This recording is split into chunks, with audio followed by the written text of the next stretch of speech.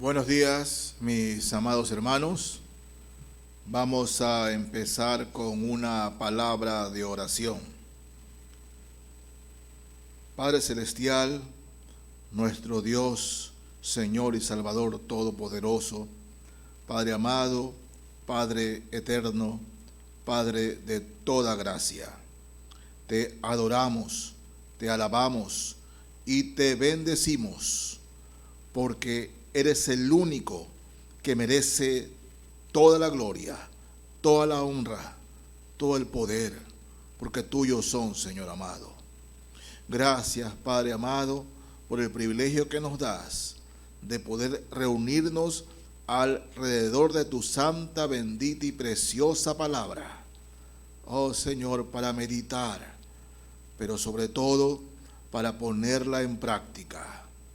Quita todo estorbo, toda distracción, toda molestia que el enemigo quiera interponer para escuchar tu palabra. Sí, Señor. Y Padre, que el objetivo por el cual nos envías tu palabra sea claro a nuestras vidas. Ya sea que quieras exhortarnos, animarnos, hacernos reflexionar, redarguirnos o reprendernos. Pero Padre, háblanos en esta mañana. Padre, queremos interceder por todas las autoridades, Señor amado, que tú permites en este país. Oramos por el presidente de la República, sus ministros, sus colaboradores, toda persona puesta en autoridad o en eminencia. Oh Señor amado, que te conozcan como real Salvador. Sí, Señor, para que puedan dirigir con acierto los destinos de nuestro país. Asimismo, Señor, estamos a las puertas de una nueva elección, un proceso electoral. Padre, dale a este pueblo, a esta nación, sabiduría verdadera para que escojan los mejores hombres, las mejores mujeres, para que ostenten cargos, Señor, totalmente importantes en esta nación. Te necesitamos, Señor, te necesitamos, porque la corrupción reinante, Señor, es tremenda. Nos has dado una tierra próspera y bendecida, pero la corrupción del hombre, Padre, hace que este país se sumerja en la miseria. Suplicamos gracia, suplicamos misericordia, Padre, para que este país elija correctamente, Señor. Ayúdanos, Padre, ayúdanos. Señor, toma el control y la dirección completa de este culto. Sí, porque te lo pedimos, Señor amado. Estamos seguros que así será. En el nombre de Jesús, nuestro amado Rey y Salvador que regresa pronto. Amén y amén. Mis amados hermanos, vamos a repasar algunas cosas que la nación de Israel, Dios la guió, la bendijo, pero hay lecciones, siendo Israel, no la iglesia, que Dios deja a través de su pueblo para nosotros también, su otro pueblo. Dios escoge a un hombre, Abraham, lo escoge, para que a través de él venga una nación. De Abraham, de los lomos de Abraham sale una nación, la cual Dios separó para él.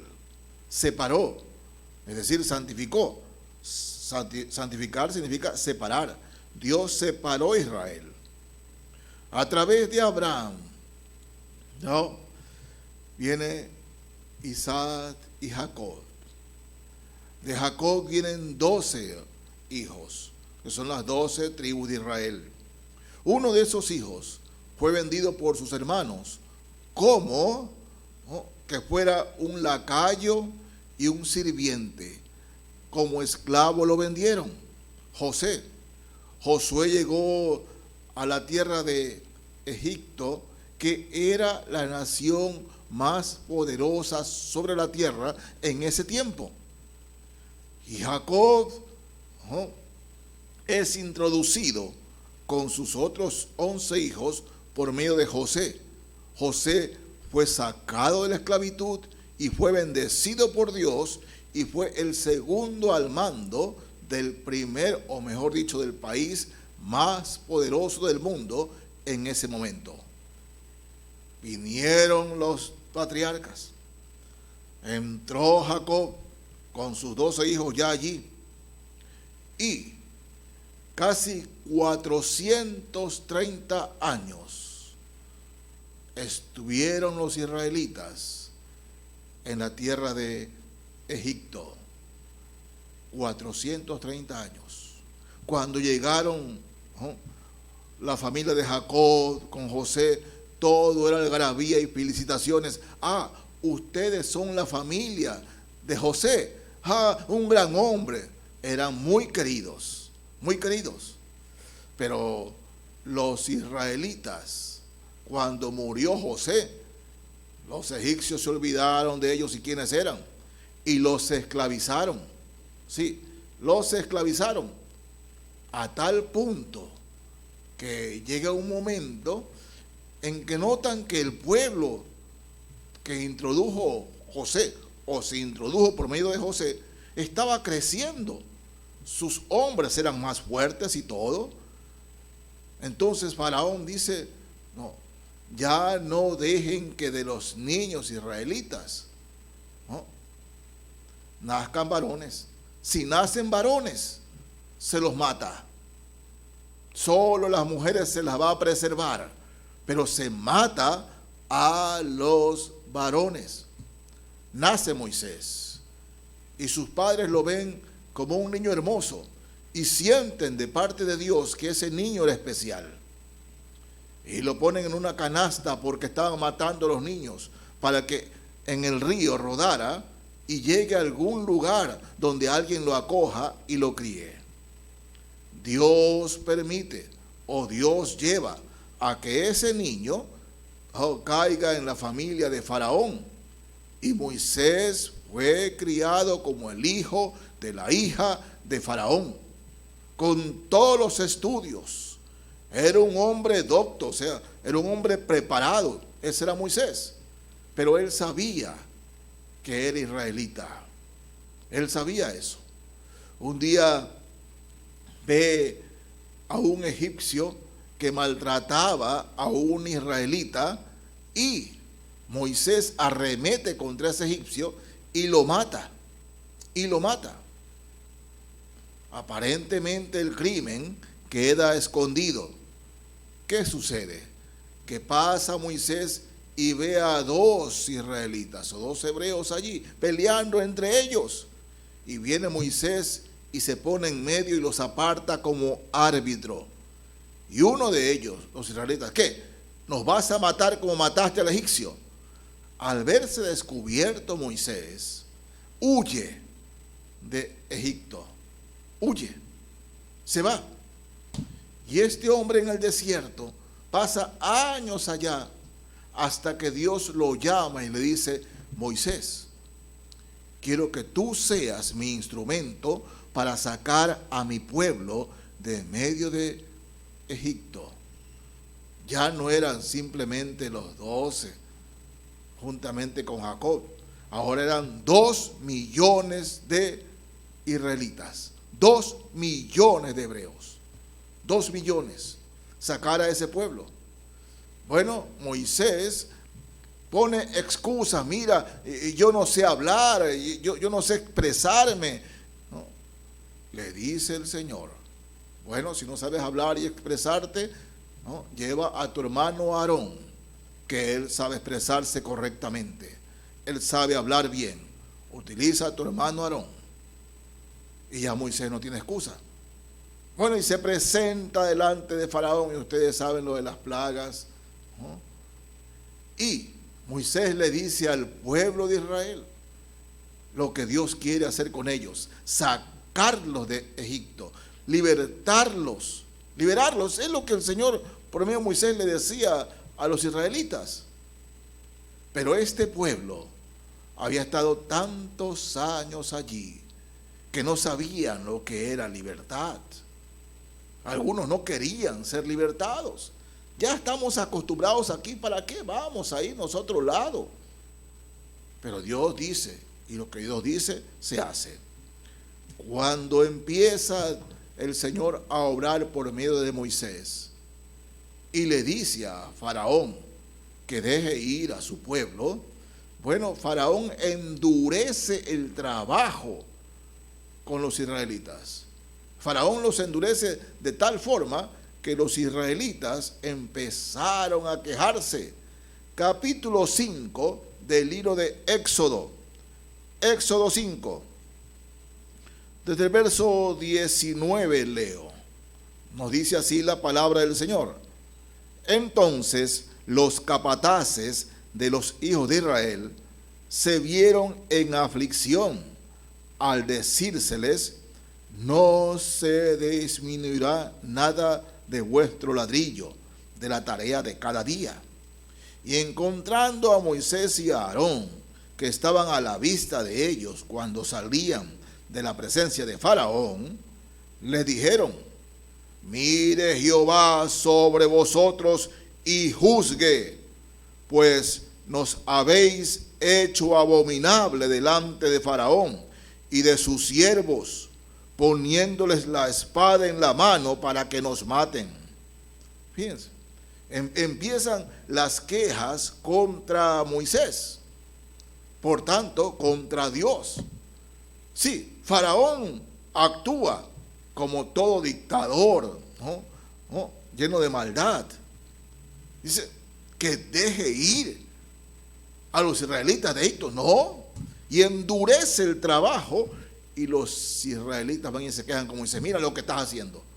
Estás hablando de que nos dejen ir y nos ponen más trabajo, más carga. Ellos no entendieron o no querían comprender de que era el Señor, la mano del Señor, la que estaba permitiendo todo, con el objetivo de liberarlos, de sacarlos de allí. Pero empiezan las quejas. Sí, empiezan las quejas. Ay, hermanos, capítulo 12 del mismo libro de Éxodo. Leo los versos 41 y 42. Y pasados los 430 años, en el mismo día, todas las huestes de Jehová salieron de la tierra de Egipto. Es noche de guardar para Jehová, por haberlo sacado de ella, de la tierra de Egipto.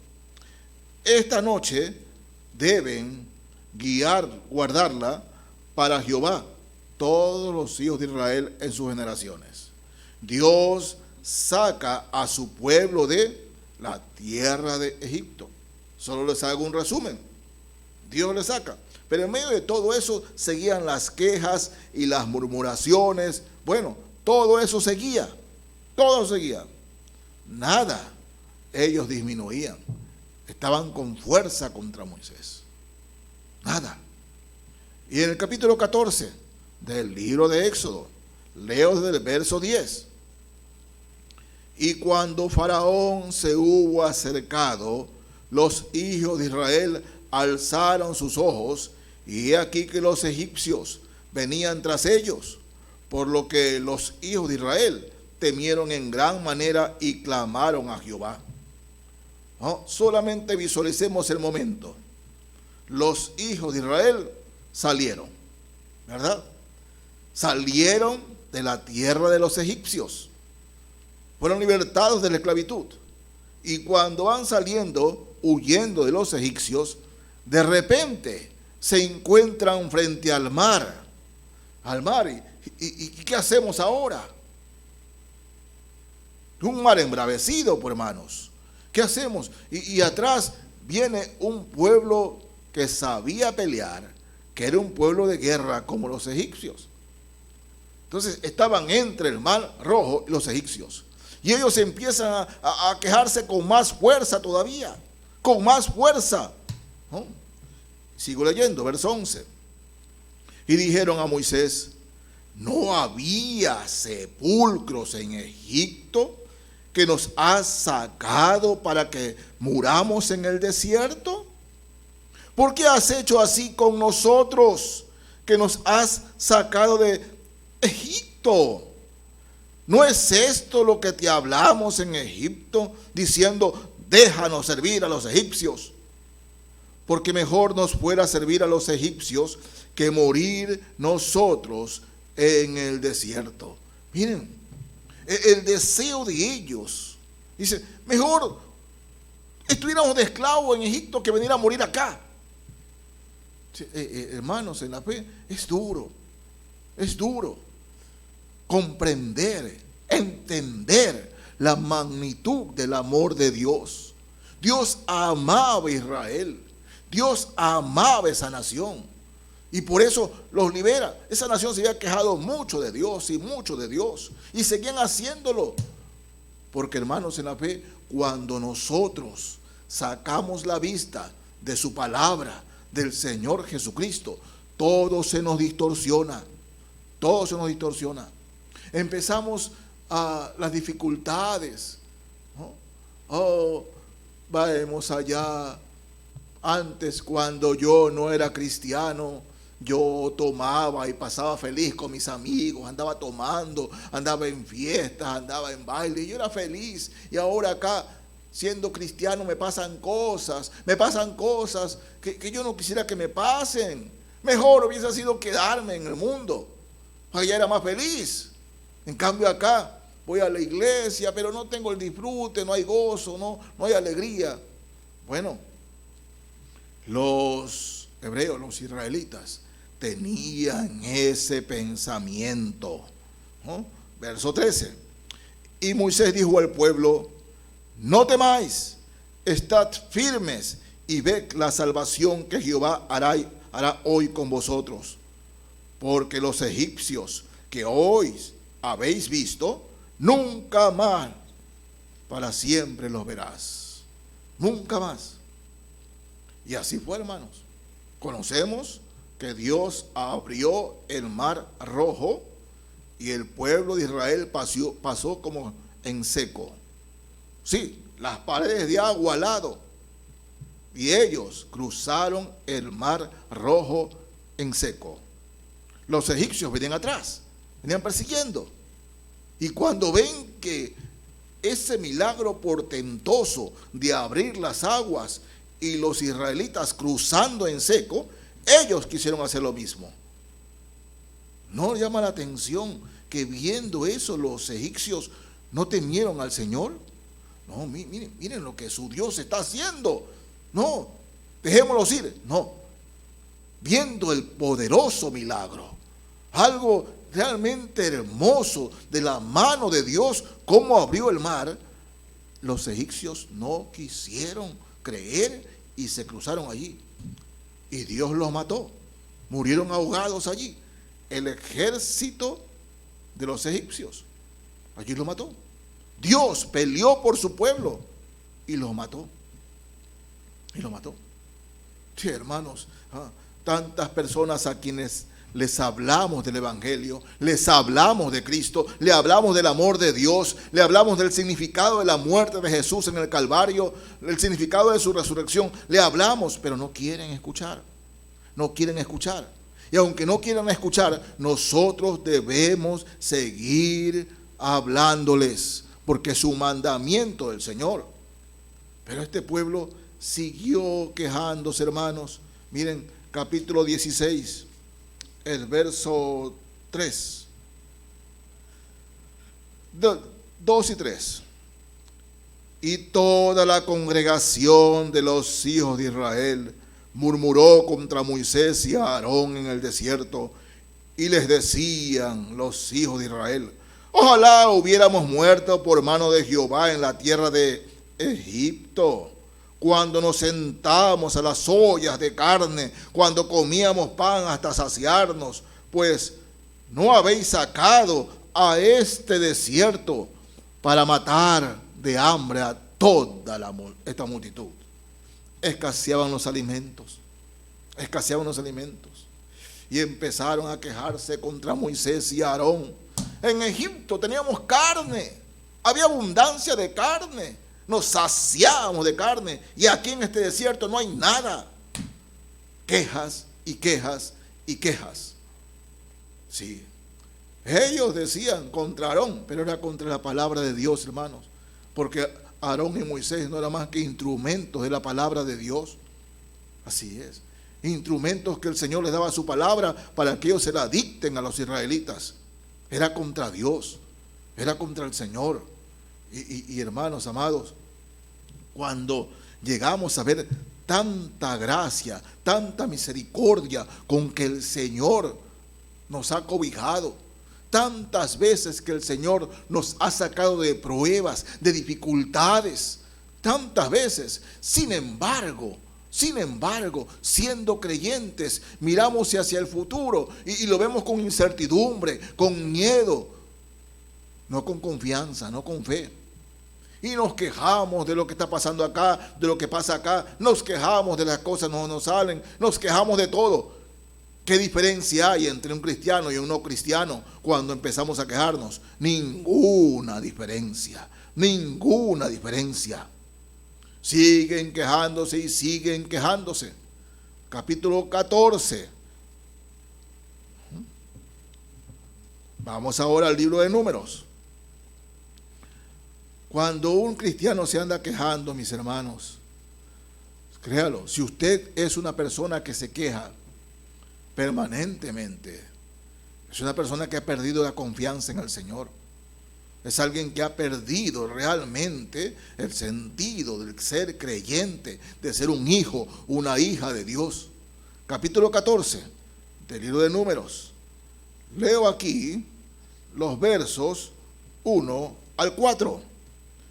Entonces toda la congregación gritó y dio voces, y el pueblo lloró aquella noche. Y se quejaron contra Moisés y contra Aarón, todos los hijos de Israel. Y les dijo toda la multitud: ojalá muriéramos en la tierra de Egipto, o en este desierto, ojalá muriéramos. ¿Y por qué nos trae Jehová a esta tierra? Para caer a espada y que nuestras mujeres y nuestros niños sean por presa. ¿No nos sería mejor volvernos a Egipto? Y decían el uno al otro: designemos un capitán y volvamos a Egipto. Ay, miren, hermano, sigue quejándose, sigue quejándose, sigue quejándose. Miraban para atrás, miraban para atrás. Miren, hermanos, la fe.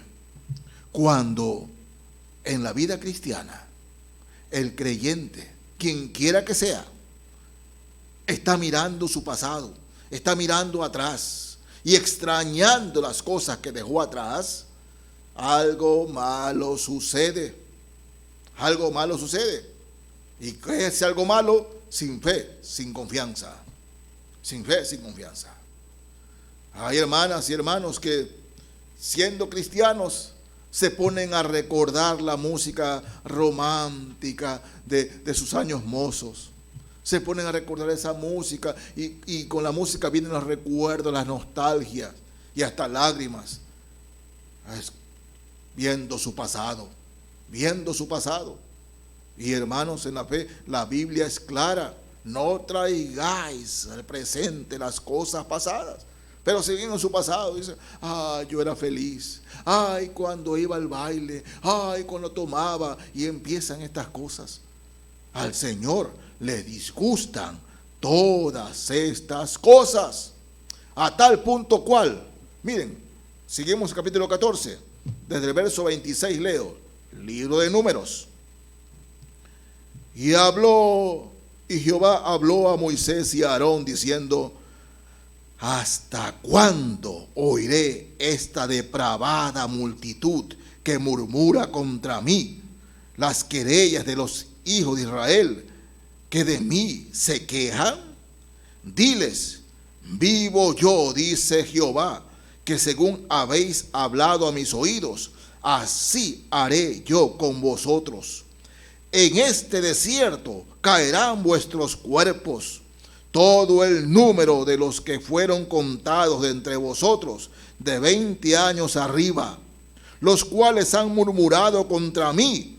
Vosotros a la verdad no entraréis en la tierra, por la cual alcé mi mano y juré que os haría habitar en ella, exceptuando a Caleb, hijo de Jefone, y a Josué, hijo de Nun. Pero vuestros niños, de los cuales dijisteis que serían por presa, yo los introduciré, y ellos conocerán la tierra que vosotros despreciasteis. En cuanto a vosotros, vuestros cuerpos caerán en el desierto, y vuestros hijos andarán pastoreando en el desierto 40 años, y ellos llevarán vuestras rebeldías hasta que vuestros cuerpos sean consumidos en el desierto. Y hermanos, así fue. Los de 20 años para arriba no entraron a la tierra prometida. No entraron por sus quejas. Dios lleva a su pueblo y le dice, manda 12 testigos o espías para que vean la tierra prometida y miren cómo está habitada y que es una tierra realmente bendecida que fluye leche y miel. Van los 12. Sí, van los 12. Regresan los 12. 10 dan el informe de mayoría. Es una tierra realmente bien hermosa, donde todo crece. Es una hermosa tierra, rodeada por ríos, preciosa tierra. Pero sus habitantes son fuertes, son hombres de guerra fuertes. Nosotros no vamos a poder contra ellos. No vamos a poder contra ellos. Y dan el informe. Pero viene el informe de minoría. Josué y Caleb dice, sí es cierto que son hombres fuertes y grandes. Es cierto que son muy bien organizados y que tienen un ejército fuerte. Pero si Dios está con nosotros, el Señor nos dará la victoria. Así es, el Señor nos dará la victoria. Bueno, hermanos amados, de los 12, los 10 fueron muertos. Fíjense, capítulo 14, verso 36. Y los varones que Moisés envió a reconocer la tierra y que al volver habían hecho murmurar contra él a toda la congregación, desacreditando aquel país, aquellos varones que habían hablado mal de la tierra murieron de plaga delante de Jehová. Pero Josué, hijo de Nun, y Caleb, hijo de Jefone, quedaron con vida de entre aquellos hombres que habían ido a reconocer la tierra. Sí, hermanos, en la fe. Qué horrible. Usted tiene que tener conciencia de algo. El pueblo del Señor necesita la palabra del Señor, la verdad, la verdad. Y la verdad que estaba con Josué y Caleb. Sí podemos, sí podemos. Pero estos 10 fueron muertos de plagas. ¿Por qué? Porque en vez de venir y tener aliento en el Señor, que las cosas sí, no se ve fácil, pero si Dios está con nosotros, Dios nos dará la victoria. El Señor los acabó a los 10 y dio vida a Josué y Caleb y bendiciones a ellos. Recuerden, aún Moisés fue arrastrado por las quejas y la incredulidad de esta nación, de este pueblo. Tanto así que Moisés solo pudo ver la tierra, pero no entró porque Dios lo castigó a causa de que había reaccionado con coraje ante una de esas tantas quejas del pueblo de Israel. Hermanos en la fe, miren, Dios nos ama tanto que dio su vida por usted y por mí. Jesús nos ama tanto que Él dice, pedid y se os dará, buscad y hallaréis. Nos ama tanto que nos dice que aprendamos a esperar en Él y confiar en Él, que no nos preocupemos del mañana, Él nos ama tanto que dice: todos los días estaré con ustedes hasta el fin del mundo. Todos los días está con nosotros. Nos ama tanto, dio su sangre por nosotros. Pero cuando viene un cristiano, un hijo, una hija de Dios, y todo lo que sale de su boca es quejarse: oh Señor, me pasó esto y otro. Debemos recordar que ni un cabello de nuestra cabeza queda sin contar. Todos están contados. Nada de lo que nos pasa es porque el Señor nos dejó descuidado. Dios no descuida a sus hijos. Y lo que nos sucede es con su voluntad. Y así debemos, hermanos en la fe, entender que las cosas aparentemente malas, Dios las permite por algo en nuestras vidas. Dios las permite por algo. El pueblo de Israel, cada vez que algo no le salía según lo que ellos querían, se quejaban y se quejaban. No, mis hermanos, no podemos mirar atrás. Sí, si miramos atrás, vamos a ver las veces que fallamos al Señor. Si miramos atrás, vamos a recordar cosas muy feas en el Señor. Pero hermanos en la fe, escúcheme. Cuando usted maneja su auto, ¿qué sucede? Usted no puede manejarlo mirando para atrás. No puede. El retrovisor es chiquito, pero lo que está atrás es la pantalla grande, el parabrisas grande. Y para allá debe ir usted, mirando hacia adelante, hacia la cruz. Y hacia la cruz solo hay victoria. No importa lo que en este momento esté sucediendo en su vida. No importa si está enfermo o enferma, o está pasando por una situación económica difícil. Si usted confía en el Señor, confía plenamente en Cristo Jesús, usted tendrá lo que el Señor le está dando o le quiere dar. Sí, este pueblo tuvo 40 años vagando en el desierto hasta que todos murieron. Todos los que se quejaban murieron. Pero los espías, los que andaban diciendo no se puede, esos murieron instantáneamente casi por una plaga. Porque el Señor no le gusta que sus hijos no le crean, hermanos. El Señor les disgusta que sus hijos no le creamos. Si Dios dice que Él no nos va a desamparar, no lo va a hacer. Debemos creer que no lo va a hacer. El justo por la fe vivirá, y si retrocediere, no agradará a mi alma, dice el Señor. No vamos a retroceder. No somos de los que retroceden, somos de los que vamos adelante en el nombre de Jesús. En Santiago, Epístola Universal de Santiago. Voy a leer aquí, mis hermanos, el capítulo 1, el verso 17. Santiago 1, 17.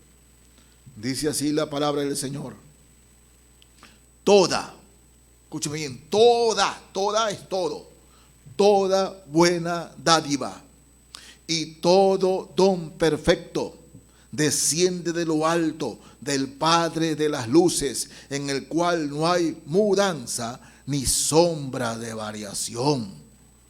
Todo lo bueno viene del Señor, viene de Dios. Todo lo bueno, todo. Él es nuestro dador. Toda buena dádiva y todo don perfecto desciende de lo alto, del Padre de las luces. De manera que si usted está pidiendo algo al Señor, tenga la seguridad, como también la Escritura nos enseña, que el Señor tiene algo mejor de lo que le pedimos o entendemos. Él tiene algo mejor. Y si lo que vemos fue hecho de lo que no se veía, no espere que el Señor le esté diciendo: mira, así te lo voy a dar. Porque lo que usted está pidiendo, a veces en este momento no hay ninguna señal de que Dios nos lo va a dar. Sí, Dios no le va a dar. Usted dice: ¿cómo? Y no aparece nada. Pero así es, hermanos, en la fe. El justo por la fe vivirá. Por la fe vivimos. En la fe andamos. Y debemos confiar en que todo lo que nos sucede es por la voluntad de Dios, por la voluntad del Señor y ponernos bajo su voluntad y reconocer que su mano nunca se aparta de nosotros, aprendemos a decirle gracias, Señor, por todo lo que me está pasando, por todo lo que no me has dado y por todo lo que me vas a dar. Aprender a reconocer la voluntad del Señor en nuestra vida. En la carta a los Hebreos, capítulo 11 de la carta a los Hebreos, el capítulo de los héroes de la fe, el verso 6, 11:6 de Hebreos, dice así la palabra de Dios: pero sin fe es imposible agradar a Dios, porque es necesario que el que se acerca a Dios crea que le hay y que es galardonador de los que le buscan. Galardonador, que Él nos va a dar lo que le estamos pidiendo. No solamente eso, a veces, y la mayoría de las veces, es mucho mejor de lo que le pedimos. Es mucho mejor. Pero cuando algo no se nos da, nos adelantamos a la voluntad de Dios, nos adelantamos a la voluntad del Señor. Estaba leyendo la historia de un hombre, de un mexicano, que él, cristiano en la fe, convertido a Cristo, empezó en la época de los 70, a vender esas tortillas para hacer los tacos, que es una de las comidas más tradicionales en México. Pues esas tortillas, y venderlas para que la hagan en sus casas. Él fue el pionero. Y al principio no se vendían. Dice que estuvo casi 5 meses así, trabajando a pérdida. Pero él día a día se arrodillaba delante del Señor. Se arrodillaba delante de Dios. Y Señor, tú me has dado esta convicción de que esto va a salir adelante. Y empezó a los 6 meses a vender y a vender y a vender. Y hoy es una industria grande. Y Dios, no se los digo, cómo ha bendecido a este hermano.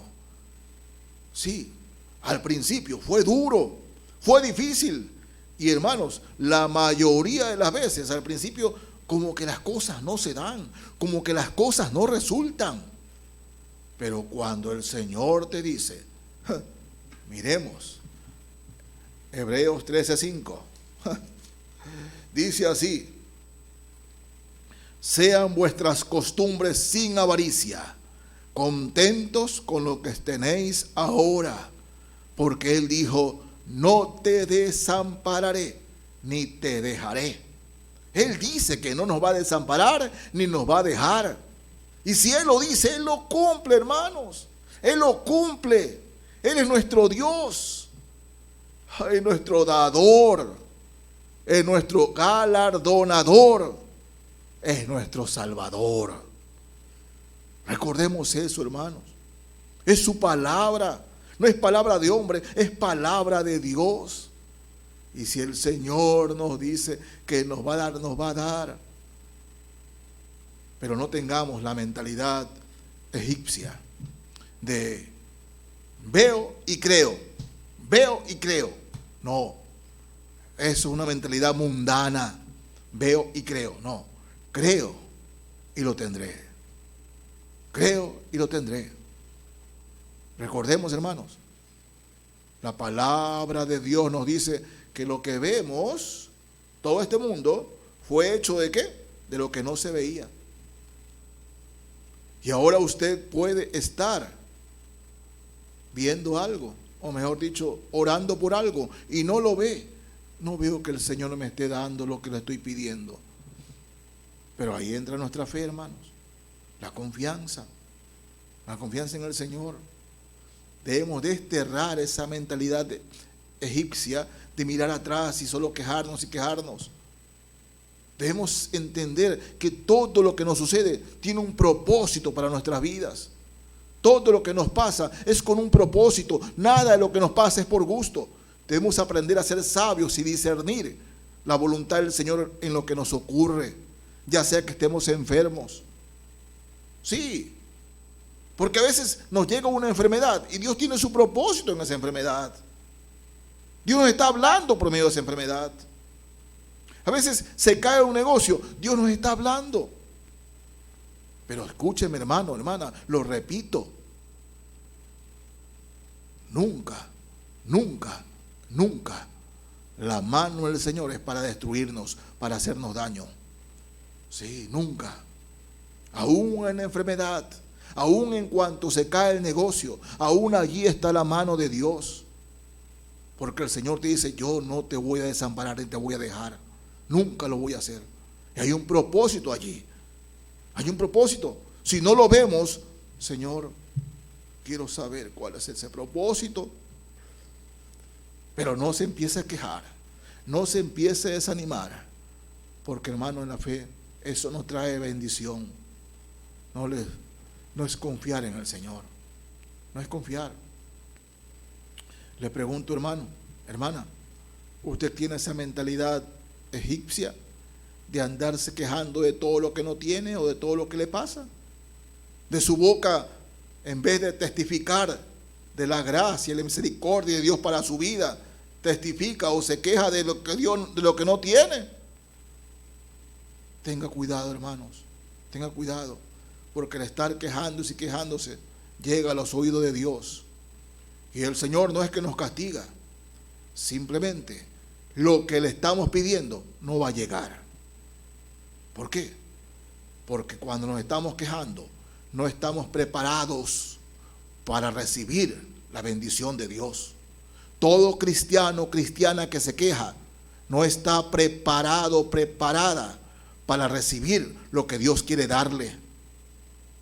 De manera, hermanos, que en vez de andarnos quejando, busquemos el rostro del Señor, pidamos perdón y decir, Señor, lo espero en ti, lo espero en ti. Recuerde que sin fe es imposible agradar a Dios. Todo lo que el cristiano consigue en este mundo, lo consigue en el Señor, lo consigue con fe. Sin fe no tiene nada. Con fe el Señor puede darle mucho más de lo que está pidiendo o entiende. En el Salmo 142, Salmo 142, quiero leerles aquí, mis hermanos, los versos 1 y 2 del Salmo 142. Así nos dice la palabra del Señor.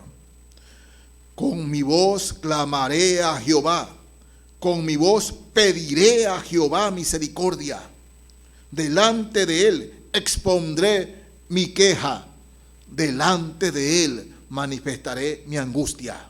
Delante de él. Si usted quiere quejarse, arrodíllese y exprésele al Señor lo que siente. Exprésele lo angustiado que está, la angustiada que está. Exprésele. Y arrodíllese, y cuando se levante tendrá la paz del Señor y la guía. Nunca, hermanos míos, jamás el Señor quita su mirada de nosotros. Nosotros sí quitamos nuestra mirada de Él, pero Él no de nosotros. Él nos guarda, Él nos cuida. Solo cuando estemos allá en el cielo es que nos vamos a enterar de cuántas veces el Señor nos salvó la vida, de cuántas veces Él nos protegió, de cuántas veces Él nos ha bendecido, porque a veces ignoramos. Usted sale a la esquina, va allá, y usted no sabe quién está al acecho detrás de usted, no lo sabe. Pero el ángel de Jehová acampa alrededor de los que aman al Señor y los defiende. Por eso, hermanos, día a día manifestemos nuestra confianza en el Señor.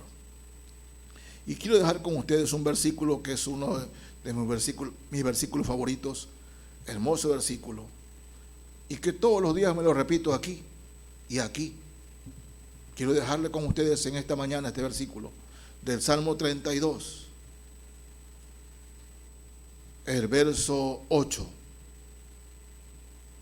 Dice o nos dice así la palabra del Señor. El último versículo que leo en esta mañana. Te haré entender y te enseñaré el camino en que debes andar. Sobre ti fijaré mis ojos. Te haré entender. Hay cosas que no entendemos. Dios no se disgusta si le pedimos que nos dé entendimiento de lo que nos está ocurriendo. No, por eso, delante del Señor, Padre, hazme entender, porque no entiendo. Te haré entender y te enseñaré el camino en que debes andar. No nos quejemos, aprendamos a confiar en el Señor ante cualquier circunstancia que nos esté pasando en este momento. Padre Celestial, te damos gracias, Señor, por tu palabra. Padre, a ti no te gusta, a ti te molesta que tus hijos nos quejemos, porque es como decirte, me has descuidado, y tú nunca desamparas a tus hijos, Señor. Gracias, Padre, gracias. Pedimos, Señor, que nos des entendimiento y que nos perdones por ser incrédulos tantas veces. Gracias, Padre, gracias por tu palabra, y que, Señor, aprendamos a fortalecernos en confianza y en fe, sabiendo que tú nos haces entender lo que no entendemos. Gracias, Padre, gracias, en el nombre de Jesús, nombre sobre todo nombre. Amén y amén.